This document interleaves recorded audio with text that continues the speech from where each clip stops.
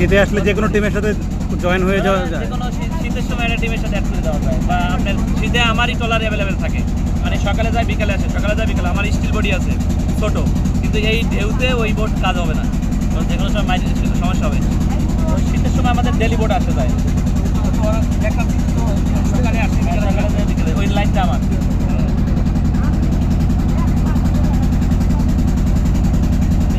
ম্যানেজমেন্টের সেক্রেটারি আমি, সব কাজ তৈরি আমাদের হাত ধরেই, মানে এটা এনজিও টাকা দিয়েছে, আমরা বাস্তবায়ন করে এটার একটা জায়গায় নিয়ে আসছি। আর এই বিকেএসএফ ফান্ড করছে এখানে।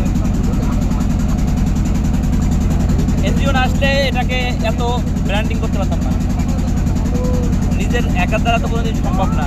আর মানে উদ্যোক্তা তৈরি করা, মানুষের বোঝানো, এলাকার মানুষ এখন বলতেছে যে না টুরিস্ট আসলে তাদের ইনকাম, এটা এই ট্রলার দিয়ে মাছ কেনে, উনি হলো ব্যবসায়ী।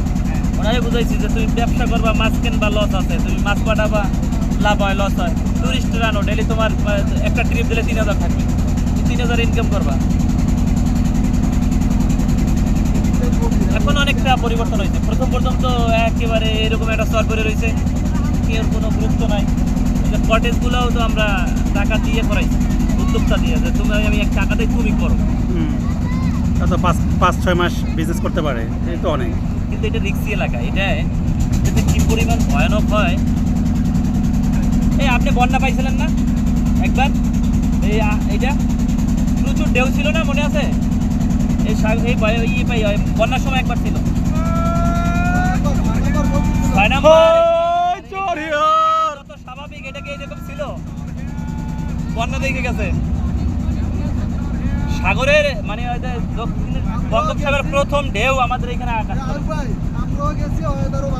ভালো হয়েছে। এই কি বৃষ্টি, আমার তো নিউমোনিয়া হয়ে গেছিল আপনাদেরকে বিদায় দিয়া।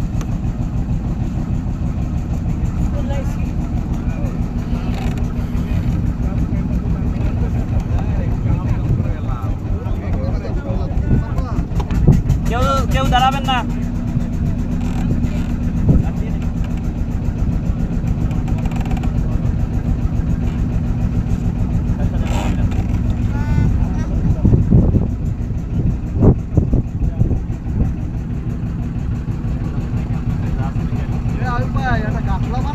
গাটা বানাইছি তো, হ্যাঁ ওই ভিতরে এখান থেকে আবার 20 মিনিট 10 মিনিট